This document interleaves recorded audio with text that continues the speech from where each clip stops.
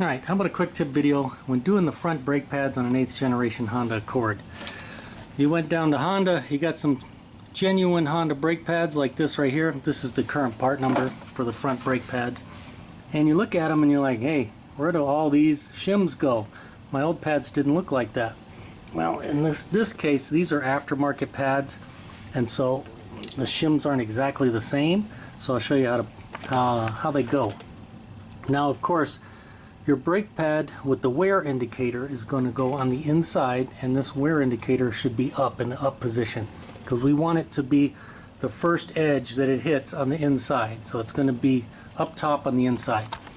So that means this pad with no wear indicator goes over here. And this one, this shim right here is going to go there like that. And for this brake pad, this shim with these in here, and these are Akebono style pads, or Akebono makes them, I should say. That goes there, and then this one goes over the top like that. So that's how they go, and then of course they go on the vehicle. And of course for our slide pins for Hondas, we always want to use silicone paste like this.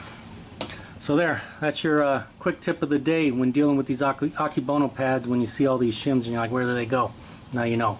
And as always, if the video helped you out or you liked it, make sure to give it a thumbs up. Thanks for watching.